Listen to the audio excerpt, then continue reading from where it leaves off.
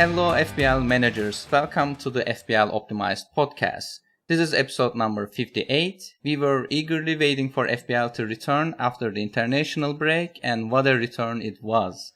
It was a terrible game week for many engaged managers, including ourselves, me, and Buzz. I'm Sertalp, your host today. This is the podcast in which we combine analytics with the good old eye test, data or grass, or data and grass. That's the question. Buzz is out today, but this time for a work-related travel instead of vacation. You might have heard his name a lot, Chase. It is FPL_Chase on Twitter. Is joining me today in his place. Let's say hi to him first. Welcome to the show, Chase. Hello, everyone. Thanks for having me on the pod, Sertalp. It's my pleasure. Yeah, so good to see you here. And for people who don't know you or need a reminder, let me give a brief information. Chase has 2 top 5k finishes and also 10 top 100k finishes in 12th season. Pretty impressive. He was an early adopter of analytics and advanced techniques like sensitivity analysis. It is all the hype this season, but Chase is one of the people who has been using it. Chase is also well known for his unique approach in the analytics community to combine these kind of analytical tools with his own knowledge. You might have seen one of his great visualizations on FPL Twitter going viral on other FPL shows. I do it all the time. And he also generates visualizations and also makes analysis every game week for our podcast. And I would like to thank him for his amazing work, both for us and also for the community. It is an amazing pleasure to have him here today. And he was also part of Elite 1000, making him one of the most successful analytics managers. Is that right? Yes, that's correct. Thanks a lot for the kind words, Sertalp. I was a part of Elite 1000. And actually, I would have been if I continued Yes. again. But I decided not to. Yes, also I do enjoy creating visual content for the FPL community. I guess most of the people who are following me for this reason. It's just such a shame that I don't have as much free time as I once had when I started. So I keep trying at least, reusing and refurbishing a lot of templates I have created over the years. Wish I could do more, to be honest, but maybe once my schedule eases up a little as a daddy to 2 small kids, Yeah. I again will. But yeah, for now, I'm just doing what I can. I mean, And still it thank you, is. and I also wanted to thank you for giving me the platform, to share something Yeah, on yeah. a regular I mean, basis. It's as I say, it's certainly. my pleasure to collaborate. I like it. Thank you so much. I mean, your visualizations are a big part of the podcast this season, especially. And so, as I mentioned, you were part of Elite 1000, but this year things have changed. You have done something very different, something quite drastically different, to be fair. You have stopped playing FPL. Would you like to tell us what happened? Just very briefly, I also mentioned it elsewhere, but I simply felt very deflated at the end of the last season. I missed out on top 10K for the third time in a row, and it's this old school goal some of us have. I always have it, or I always had it. So yeah, finishing just outside of the top 10K for the third time in a row, it really broke my heart. Mm. So I reflected once the season was over, how much effort I have put into the game, and I come to the conclusion that I don't want to do it anymore. I talked to you personally about it, Yes. about how hard it is for me to keep up, with all the news and late team leagues, etc. It was one of the main reasons I could not imagine myself doing this all over again. So during the summer, I actually thought I would be a lot more tempted to create a team and to play again, but it didn't happen. I mean, I was slightly tempted, but not that much. So I simply called it quits, and yeah, that's it. Yeah. I mean, you were not wrong about, it was difficult for waiting for leaks at the beginning of the season. Like in game week 1, we had the same issue. Like very at the very beginning of the season, Yeah. some of the managers like me, we were not available. I had a work meeting, and I essentially missed the leaks on the Arsenal defenders. We will have our regular episode today, everyone. But before we dive into numbers, I have some quick questions to ask Chase. So Chase, do you have any regrets so far for not playing, or do you get any cravings as you are still a little bit active on Twitter, FPL Twitter, I should say, and also very active on our Discord?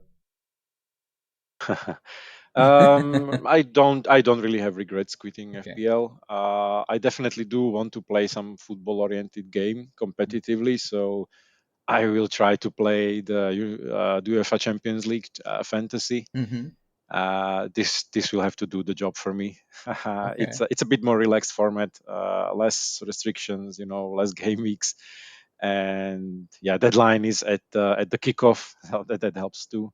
Yeah. Uh, yeah, more And options. It's just a little bit more suited to my lifestyle at the moment. yeah. So yeah, it's different to the FPL as a long haul, meticulously planned experience. This is more closer to the daily fantasy, basically. So Yeah. yeah.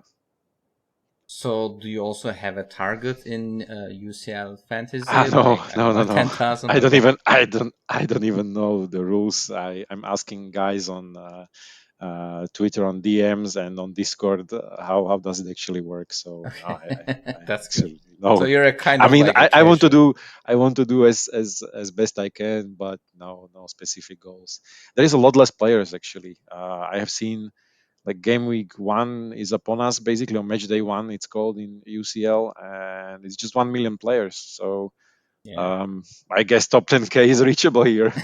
Let's see. Let's see. And so then, have you retired for good, or is there any chance of playing in next season's, not immediately next season, or maybe in future? There is definitely a chance I will play next season. Really depends on, as I said, on my free time and whether I feel I Mm. could enjoy the experience. That's for me probably the most important thing. I want to be engaged, with others. I want deep dive debates. I like, talking about it. I like hypothesizing about which team does what, how they might approach such and such game. Yeah, so this is a huge part of the enjoyment, the Yeah, preparation. I it's think true. it's very same, or I think it's very similar for basically everyone. So Yeah. let's see. Okay. And so I know you are following Premier League in general, but are you still also following what is happening in FPL? I mean, I'm also asking both from what's happening with the FPL players and also what's happening in the FPL community. Not so much in detail as I had, but Mm-hmm. obviously I know who scores. I know the results. I'm following English Premier League very closely. Mm-hmm. So the FPL relevant things like bonuses, these things escape me completely these days. Mm-hmm. So I have no idea about that. But yeah, I pay attention to some transfers, FPL transfers. I mean, so like where is the meta heading, and how are experienced managers Mm-hmm. Mm-hmm. tackling some situations. I talk to some people still about their FPL teams in chat. So I mean, it's usually high level decision making, but yeah, I'm in touch. Yeah. Okay. I mean, I'm glad you're still kind of following FPL, and since this, after all, is still mostly an FPL podcast, so. Okay, let's Yeah, start our regular episode then. I will start with a brief summary of my game week. I finished this game week with 32 points. A pretty poor score. My game not week rank much. was Yeah. 9.2 million. These things happen, right? Yeah, they do. Did you have any game week that was worse than this, or? Surely, Okay. surely. I, I Well, I you think played I for had 12 years, so. even non-blank gaming, like regular gamings, like we had. I definitely had scores lower than 30, like 20 something on multiple occasions. It Yeah, sometimes it happens. it happens. I Yeah. think lowest was like 22 or 24. I mean, Well, it, everyone it blanked, really I'm it really assuming. it really happens. Yeah. Yeah, it happens. I mean, the probability is quite low, I guess, but it happens. I mean, everyone had a very low score this game week overall, but I mean, still like 9.2 million game week rank. Well, game week rank hardly matters, but still, like 10 million people are playing, or roughly 10 million people playing. So I feel Mhm, like mhm. I'm very close to the very bottom. So maybe I Mm. should try anti FPL next season. So as you see on the screen, for people who are watching on YouTube, almost everyone blanked in my team, and my transfer this game week were Son and Morris. They both blanked too. And the player I sold, Richarlison, got a goal and an assist in the extra time. Yeah. And I Ah, felt such a big relief when I sold him, and then this happened. I mean, it's unexplainable, really. FPL things, really. FPL things. That's true. FPL things, yeah. Yeah, I am I at. mean, I mean, he didn't start, so He didn't you made the start, right so call. I It's agree. just, Yeah, yeah, I mean, if I had him, I might have benched him too. I mean, it doesn't probably. Yeah. that would probably hurt even more. I think that would probably hurt. I think that would be even True. worse. True. I am at 4.6 million overall rank now, so my journey to the rock bottom continues. So in bus finished with 38 points, and we have this competition between us comparing our game week scores. So this is his fourth win, I think. So it is four for him and only one game week for me. So my luck from last season is still going on, it seems like. It's just 5 game weeks. Okay. So things can go even worse, I guess. Uh, No, I'm no, not going to lie to you. I They could, but yeah, I'm gonna keep my spirit up. Actually, I talk with Trout regularly on this, and he's always so positive. I mean, after games, he's a little bit upset like me, but then give it a day or two, and then he comes back with all this motivation of like how we are going to, get much better when everyone else is failing. So I just enjoy his uh, enthusiasm, I should say. yeah, but he's right. I mean, in a lot of aspects, because right now, yeah, it's the cliche, but the overall rank means absolutely nothing. I mean, it's game Yeah, week that's 5. true. It's That's true. it's it's That's true. completely fine. It's completely fine. That's true. Okay, so let's start with the model accuracy.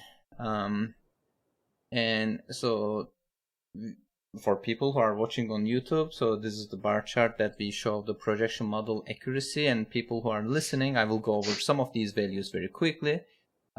We provide this projection model accuracy based on two different things. The first one is outcome, so we are comparing what the projections were and how many points players got in FPL points, essentially. And the second one is using expected, like underlying numbers, like how much XG, how much XA, or how much X clean sheet actually players generated, and then we compare those. And this analysis and visualization is by NeilRankinZA on Twitter. And rightmost column shows the most accurate model, so model with the lowest inaccuracy. FBR review is number one by the end of game week 5. And then we are also comparing this accuracy from game week 1 to 5, so including everything. And then in the second rank, we have Fantasy Football Scott. And in the third rank, we have Mikael Toklam's transfer algorithm.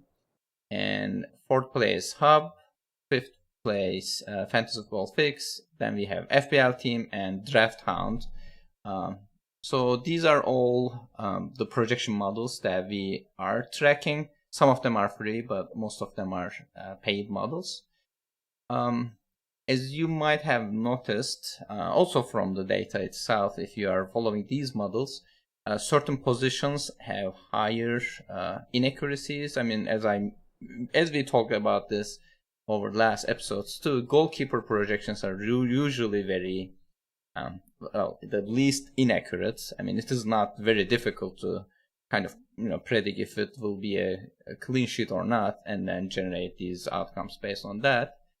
But yeah, so this is where we are right now. And as far as underlying numbers go, FBI Review is still number 1 in this category. And then we have Mikhail Toklam's transfer algorithm. And then we have Hub, Scout, Draft Hunt, Fantasy Football Fix, and FPL Team is the current rankings for the underlying data accuracy. And for this part, do you have any comments, Chase? You're also kind of helping me on some of these and also having a look at those. Yeah, I'm not surprised by the results. Well, I can say, and maybe also regarding the accuracy itself in different positions, I think it pretty much maps the variance or let's say the standard deviation of the actual possibilities or the range of the results.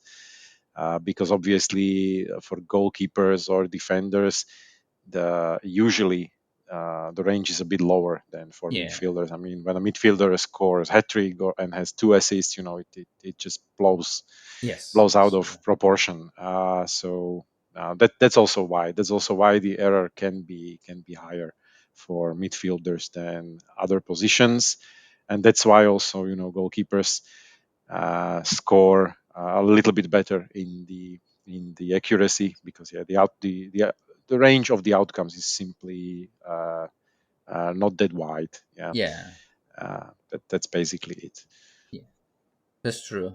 Yeah, and when an unexpected thing happens, like if they concede multiple goals, for every 2 goals it's only -1, so it doesn't have a huge impact. But as you have mentioned, if a midfielder gets a clean sheet, it's like loss of points. Exactly. It increases the inaccuracy. And let's switch back to projected point averages. So this is our fixture ticker, and we will start with the best teams. And to generate this table, we are using projection models, and we are taking an equal weight ensemble of all of those. And we are looking for the next 6 game weeks. And you might remember that Newcastle was at the top of this table. They had the best horizon for the next 6 game weeks, including game week 5 to 10. But this game week, Manchester City is back at the top because Bournemouth game is added to game week 11. But let me go over this game week 6 fixtures first, and we can maybe talk about the whole horizon. In this game week, the most favorable fixtures are Manchester City playing against Nottingham Forest. It's an amazing fixture. Obviously, it has one of the highest expected value averages for offensive players with 6.0, and it's also a great defensive fixture with 4.9 defense point average for defenders and goalkeepers. And the second game is Liverpool is playing against West Ham. Even though it doesn't sound like such a favorable fixture, their offense average is 5.2. And then we have Newcastle playing against Sheffield United. So this fixture is good defensively, 4.5. Still, it's also a offensively good fixture, but especially the defensive part makes to the top 10 percentile that we mark with a golden color in our graphics. And Arsenal is playing against Tottenham. It is a favorable fixture offensively, but not so much defensively, with 5.3 average for offense players and 3.8 for defense players. And the last... Yeah, it is interesting. I don't know which model it is, but it seems like there are some of them who are rating Arsenal offense very highly, so they always have high scores, even if the fixture is not the best. And I think Tottenham, concedes a lot. They score a lot, concede a lot, so it's kind of contributing to this. Yeah. I'm a little bit surprised that it should be considered relatively decent offensive fixture for Tottenham.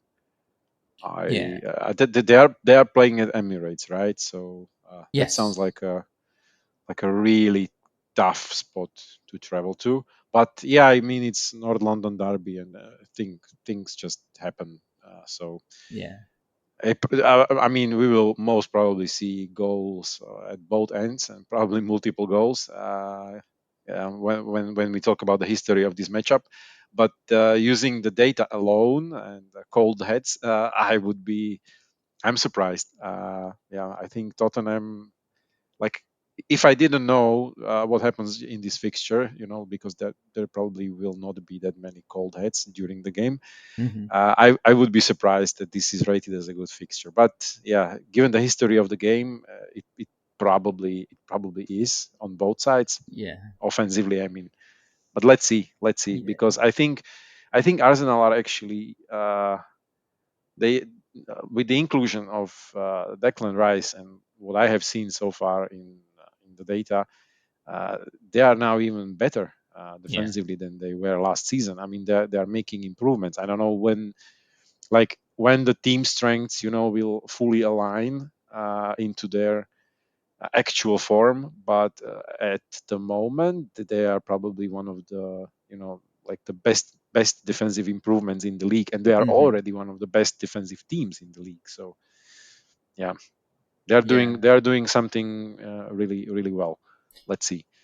Yeah, I'm actually a little bit surprised too when I checked it, because I mean it says that Arsenal against Tottenham is 5.3 average for offense players, but like compare that to Newcastle against Sheffield United, it is only 4.7 for offense Hmm. players.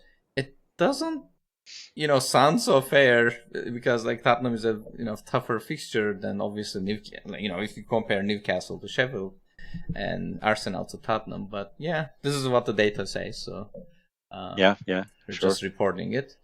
And the last favorable fixture of this game week is Brighton is playing against Bournemouth, and their offense point average is 5.4 among midfielders and forwards. And we mentioned that Manchester City is at the first place again, and then we have Liverpool in the second place. So we might see a switch to Liverpool players soon, and obviously Hmm. when people are Hmm. wildcarding, it will happen. Because after game week Yeah. 8, they will play against Everton in game week 9, Nottingham Forest, and then Luton Town. So those 3 games are favorable both defensively and offensively, and makes to our 10th percentile, best fixture category. Yeah, their offensive schedule is amazing, really. Mm-hmm. I think this is really the time to own Liverpool attackers. Yeah. So, and we have been talking about Newcastle defense for the longest time. I just lost track how many game weeks we have been saying that you need triple Newcastle defenders. You make your plans, make it happen. People were a little bit skeptical about, they didn't keep too many clean sheets in the last, I don't know, X games. But we were saying that their underlyings were good, or at least that's what the projection models were saying. So they got lots of points, the defenders, last game week. We probably missed some of it. And so they have a good defensive fixture this game week, and then another game week 7, and then game Yeah, week 9 they play yeah, against Crystal Palace, and then Wolves in game week 10. Again, Newcastle defenders are essential, so try to bring them in if you don't have any other place you need to improve in your team. Um, agreed. and let's also talk about bad fixtures. Uh, Obviously, it's the opposite. Sheffield United is topping the chart. They are playing against Newcastle, and their offensively, this is one of the worst fixtures for them. Only 3.5 offensive average. meaning that we are kind of expecting Newcastle to keep a clean sheet, or it is more, I should say, probable. And Nottingham Forest is playing against Manchester City. It is defensively and offensively pretty bad. It is really Yeah, bad that their but defense you point just average know is. they will find a way to score. Yeah, They they always do. will. I mean, Ederson in the goal, so it will happen. Defensive average for this game is 2.0 for Nottingham Forest. Mm, So hmm we hmm kind of expect them to concede, yes, but I think model also thinks that there's a chance that they will concede multiple goals. Yeah. I'm just joking. Yeah, yeah, yeah. No, It's I just mean it might it's just happen. how it feels. It's just how This is it how it feels feels. every weekend. Yeah, that's true. And then Bournemouth is playing against Brighton, defensively a bad fixture, and West Ham is playing against Liverpool. It says defensively it's a bad fixture, and yeah, so some of these teams have been this part of the at this half of the chart for a long time. So I think there's no team that's surprising to be included here. No, no, they're really the worst teams in the league. It just remains to be seen. It just remains to be seen which are actually the The worst, like the worst. relegation fodder. But they all pretty much suck, if I'm allowed to say something like that. So, do you have any guesses then which one of these teams will get relegated at the end of the season? I mean, I can do a guess right on the spot. So Luton, Burnley, maybe if they do not change their approach. I mean, this championship approach is not viable at all. And then, yeah, I think I will go with Sheffield. I mean, they concede so many shots. I don't know. It's yeah. I think Iraola with Burnham should probably stay up. Mm-hmm. Like he's a competent manager. It will be tough, but maybe. Yeah. And I don't know, not Nottingham or Sheffield. It's I don't know. It's coin toss, and then actually Fulham. It's tough. I don't know, but yeah, I will say Luton and Burnley. They look like the hottest candidates for me at least. And the third team, it could be anyone from this list except for West Ham and Yeah. Crystal Palace, obviously. Mm-hmm. Yeah. Okay. Uh, Thank you for your prediction. We will check at the end of the season how many. Yeah, keep the receipts. Yeah. Yeah, but I will keep the receipts. Okay, we talked about team strengths and the fixture ticker. Let's move on to top EV gains and losses. And these analyses and visualizations are performed by FPL Chase, as we say all the time. And so, since this is your visualization and your work, would you like to cover this part, or do you want me to go ahead?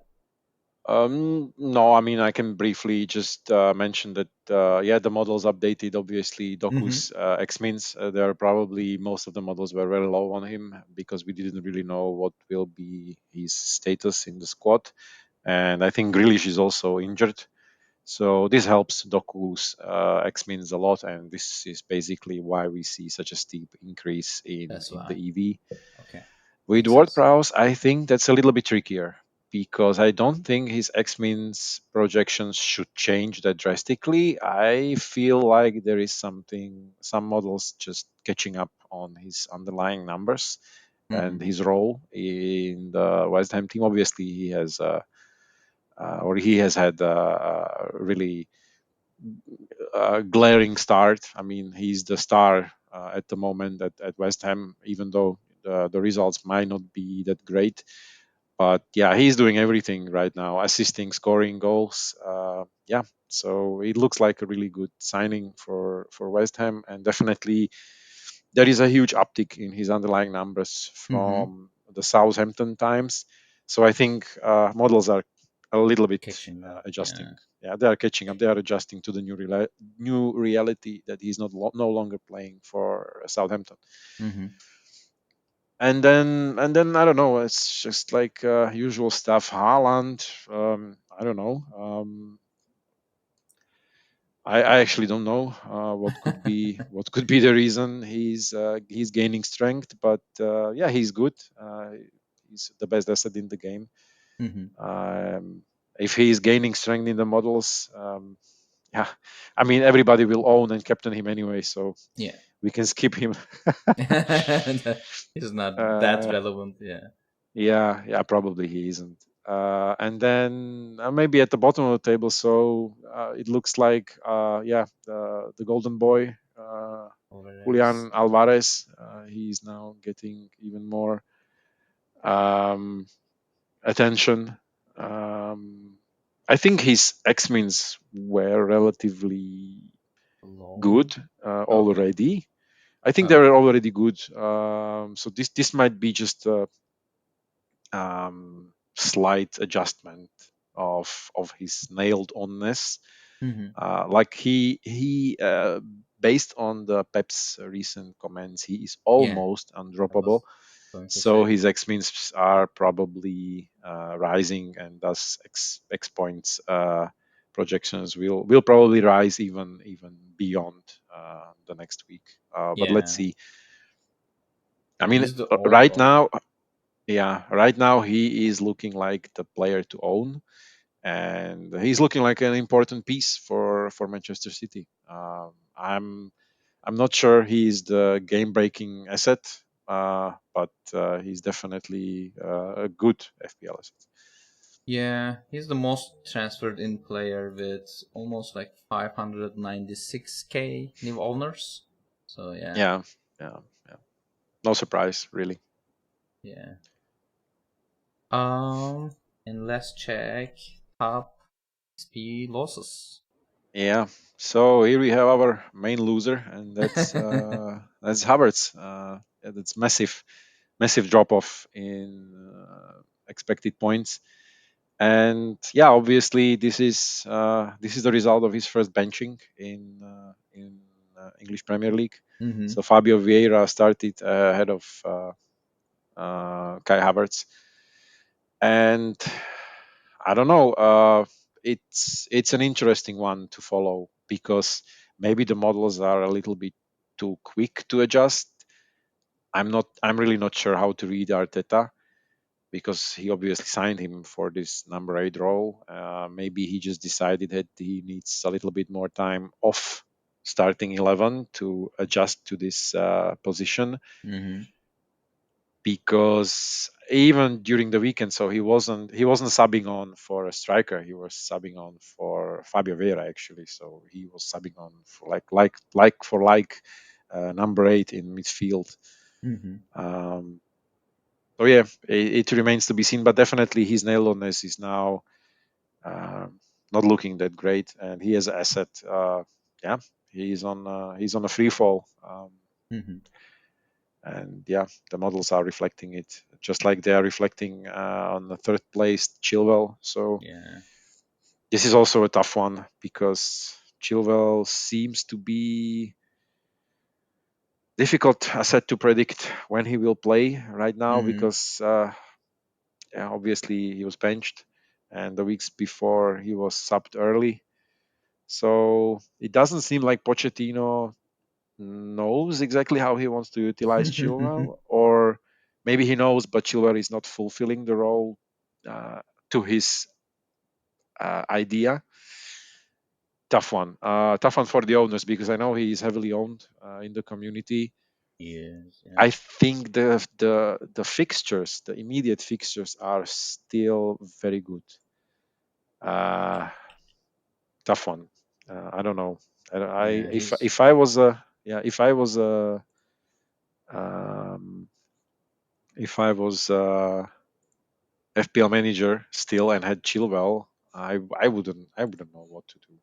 Yeah. Probably sell. It's a Probably. tough Yeah. one, really He's tough the one. third most transferred out player of the game week so far with 216,000 people already sold him, and most Yeah, people sold him for Botman or Trippier if they have the money probably. Trippier is the obvious one. I mean, you probably cannot go wrong with Trippier unless you really believe that Chilwell is starting for Chelsea next Mm-hmm. game, which could happen, and he could obviously back some attacking points too, because this is how FPL works. But like purely from decision making point, I guess the switch to Trippier is an obvious and good one. So Yeah. I would be very tempted if I had two transfers. If I had one, I would probably keep. I think I would probably keep, but yeah, Cho is probably losing his price. He'll probably fall down, and Trippier will go up. You know, all these considerations. Yeah. Yeah, tough one. Mm-hmm. Yeah, and on fourth place we have Nicholas Jackson. I'm not sure whether this is X-Mins related or it's just models are not trusting him anymore to finish off his chances. Let's see. That might be it Uh, too, yeah. yeah, Isaac, on the other hand, I think the Wilson threat is becoming very real. So yeah, Isaac's X-Mins with the Champions League, etc. is probably not such a hot property to own, even when we consider good fixtures for Newcastle. Mm-hmm. Mm-hmm. Yeah, I would probably stay clear myself.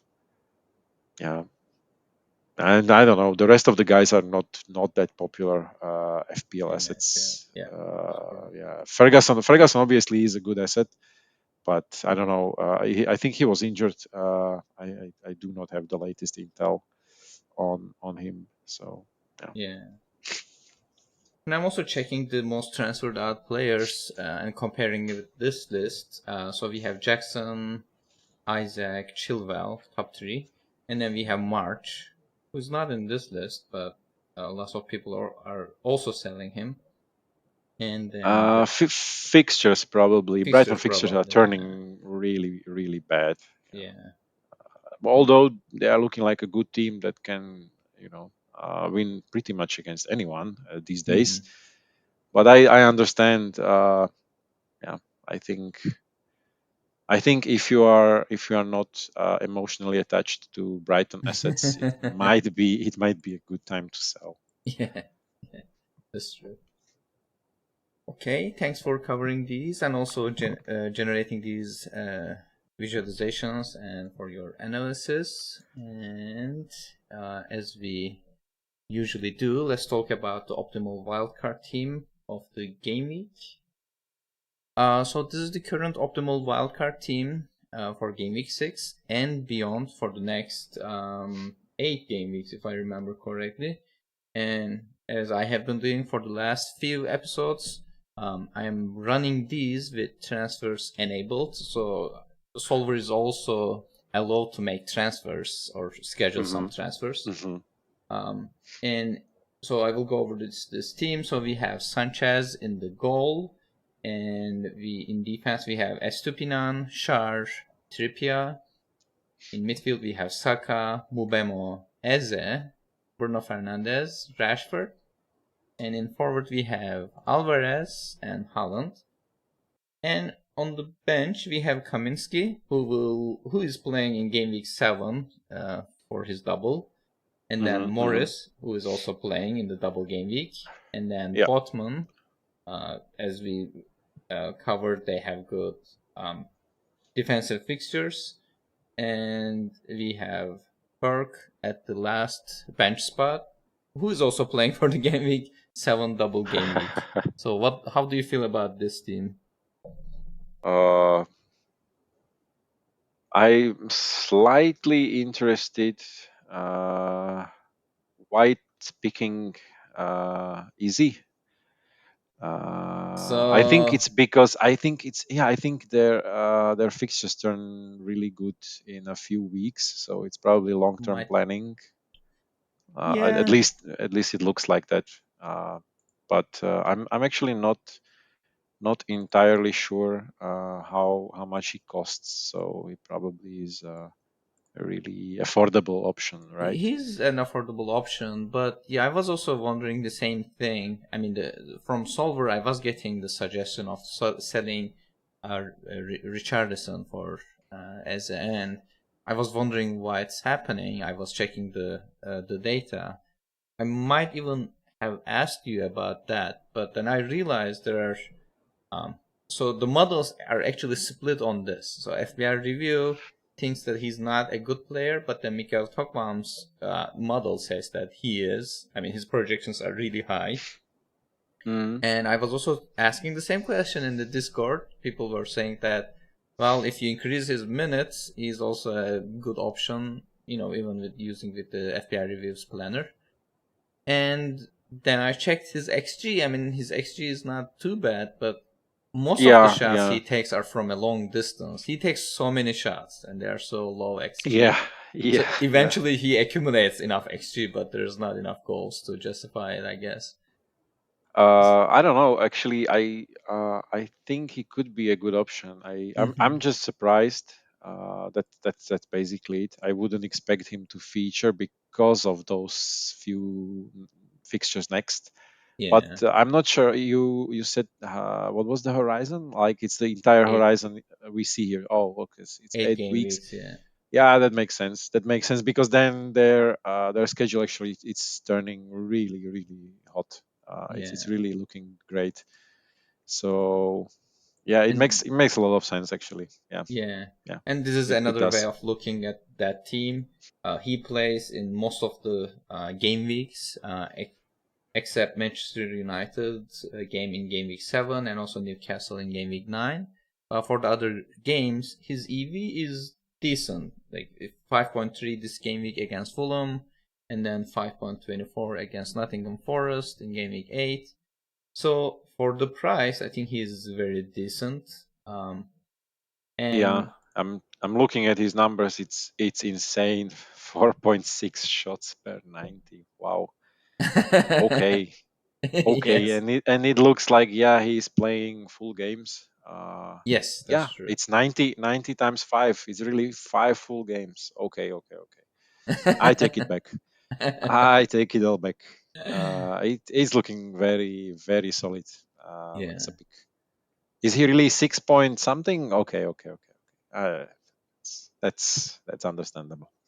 Yeah, he's flying under the radar for most people, I think. Though I haven't seen him in anywhere, even like in the most transferred in players or anywhere else. But yeah, he comes up in the optimal team. Yeah, no wonder, really. Yeah, and I have a question for you. You might Hmm? actually enjoy answering this question. So if you check game week 7, you will realize that Morris is playing.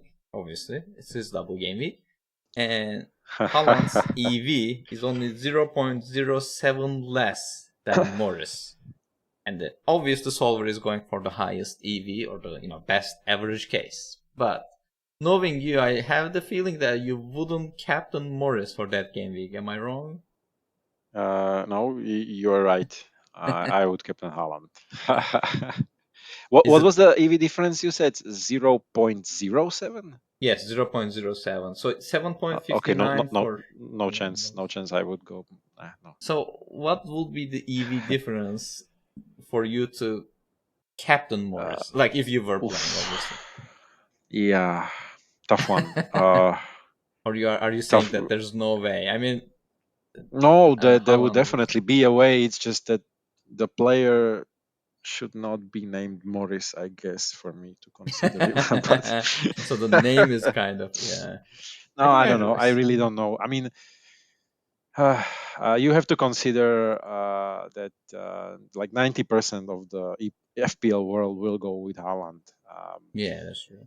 So you kind of open up a huge variance scissors, and it's just whether you fall on the right side, because obviously if Haaland blanks and he's doing it, he's Hmm. missing big chances, etc.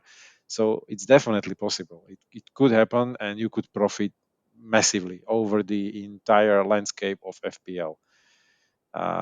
And the other part of the equation is, yeah, I don't think I need to explain what could happen if it's the other way around and he scores hat trick and Morris has two blanks. So it's again a question of your risk tolerance. I Yeah. think I'm not saying Obviously, if the EV is the same, then the options are analytically speaking the same too, or let's say they are equal in this sense. It's just how you use this information is basically the question for the FPL manager. Yeah. So it's a risk management topic, That's true. and I don't know. I personally would captain Haaland. I'm Yeah. pretty sure I would. Yeah, I think Haaland is also ahead in Mikel Toplam's model, but I think Morris was leading. The last time I checked, I think he was leading in previous model, but we will see when game week I 7 mean, comes. from what I have seen from Luton, they do not struck me as a team that are heading the right in the right direction at the moment. Yeah, I that might be should be. wrong though. As I There are definitely more knowledgeable people to weigh up this question. But it's again about the promise, and I'm not sure the Morris promise is that high. Really, it's a really tough one. But yeah, Mm-hmm.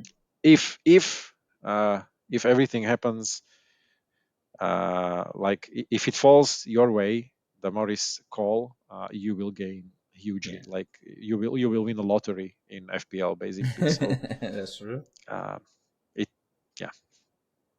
Yeah, it's a tough choice, but let's see how the EV will move next week.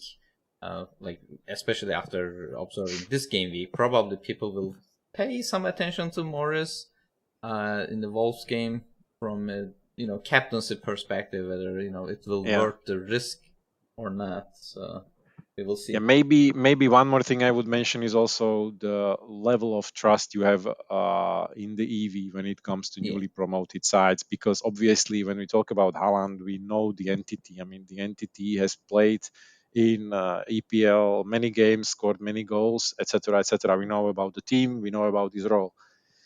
Regarding Luton, I don't think we have this. yeah, there are many data Uh, points. You're yeah, right. that many data points, or we just don't have the confidence. Which could be wrong in both ways. Obviously, it's just that the ranges of outcomes, or the ranges how are we wrong about Morris's EV, are definitely bigger than Yes. Haaland. Mm-hmm. Mm-hmm. I agree. Okay, and let's talk about the captaincy as the last visual. This game week, it is quite clear, like Haaland is ahead of everyone by almost like 2 EV. His average in the ensemble model is 9.08 against Nottingham Forest, and then the second best player is Salah against West Ham, almost like 2, like it was almost like 1.90 something difference between the two of them. And then we have Mubemo, who is even lower, 5.65, Rashford and Mitoma. So I'm just assuming that everyone will captain Haaland, but if you're not captaining Haaland, then what are you doing is my question probably. Alvarez will come up probably because people are very excited to bring him in, and the I see Alvarez in some models here. It's only Draft Hound has him in the third place, but if I remember correctly, if I set all the minutes to 90, then he comes up a little bit closer to the top ranks. But Mm-hmm. again, I don't think there's any reason for anyone to not captain Haaland, but some people will not.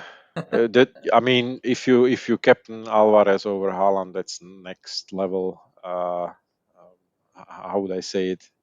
A maverick. That's next level maverick. If you go Salah over Haaland, okay, you might have an idea how the fixture plays out, or both fixtures plays out. I can accept that, but going Alvarez over Haaland, that's madness, really. Yeah, I haven't checked the That fantasy football stats. that's pro punting, really. I don't know. Yeah, I haven't checked the fantasy football stats captaincy poll, but I'm curious. I mean, everyone, yeah, will captain Haaland, so it's Yeah, not a big yeah. discussion topic this game week, I No, guess. not really. Um, So that was everything we want to share this game week and for this episode. And before I let you go, Chase, I have one final question. Obviously, FPL has a lot of ups and downs, and personally, I haven't had the best start to this season. And I see that lots of people are feeling frustrated. Some might even be tempted to call it quits or, basically stop playing the game.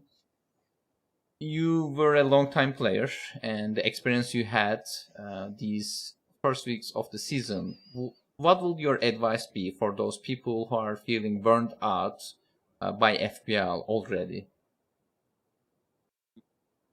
I think the key right now is to realize that every season at, you are competing against the subset of the managers, like the very engaged and informed FPL managers. I believe every single one of your listener belongs to this group, like very engaged and very informed FPL players. They wouldn't stumble upon your podcast otherwise. So you just have to realize that this cohort, maybe it was previously, I don't know, 50 to 100k managers. Nowadays it's maybe 200,000 Mm-hmm. managers. It's difficult for me to estimate. Obviously, this subset or this cohort of FPL players is growing each year, but it's absolutely nowhere near the entire pool of FPL players. Mm-hmm. Mm-hmm. And these are the guys you will end up competing against when Yeah. it comes to game week 38. Like, these will be the guys who will stay committed all season long, and they will make the rational decisions. Mm. So your game week to game week results will be necessarily strongly correlated to this cohort. So I believe basically if you have a poor game week, it's very probable that like 80% of your competition had a poor week too. So I wouldn't really make a lot of it. The actual overall rank right now is completely useless. I mean, it's Mm-hmm. inflated by people who used all their chips, who will deactivate, around Christmas time because they completely forget about Boxing Day and whatever. People with random patches of luck with absolutely brutal variants. This is nothing unusual. This happens every single season. Mm. So just focus on the decisions uh, this subset of FPL managers are making, and go with the flow. For Mm-hmm. now, I would really keep it simple. Just pay attention to what the engaged mass is doing, where the teams, are moving in terms of their performance. Maybe some early squad developments. I mean, this could get you ahead, Mm-hmm. definitely. Mm-hmm. But at the same time, I wouldn't do right now anything crazy, any attempts to salvage your season or something like that. That's nonsense. Nothing like that is happening at the Yeah. moment. It is Yeah. completely normal stuff. I mean, as I said, just go with the flow. Yeah, and Yeah. I'm sure most of you guys will, without special effort, find yourself around or inside 100k come the double game weeks or something like that, because it usually is the case. That's your competition, and uh, yeah, Yeah.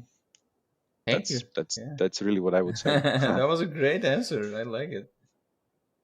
Okay, I think that's it for today's episode. Anything you still want to add?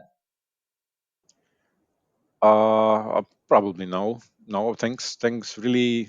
Thanks for having me on the pod. I finally had a podcast episode that I could actually talk about FPL and not myself. So I really appreciate this opportunity, and thanks, Sertalp. Sure, sure. My pleasure. Thanks for joining me on such short notice too. And for the last part, I will give an update to our mini league status. We have 256 teams in it, and you can find me almost at the bottom of this mini league. I think I'm at 245. And if you are not in yet in our mini league, make sure to join the fun. The code is 0JSDLA. And this was FPL Optimized Podcast, episode number 58, with our great friend FPL_Chase. Thanks for listening. Good luck with making your Game Week 6 decisions, and may your arrow be green. We will be back with another episode next week, and Bas will be back as well. Make sure to subscribe to our podcast so you will get notified when the next episode is released. And do follow us on Twitter. For me, it is at Sertalp Bilal, and for Bas, it is at BelfiBB, and our guest today again was Chase. It is FPL_Chase on Twitter.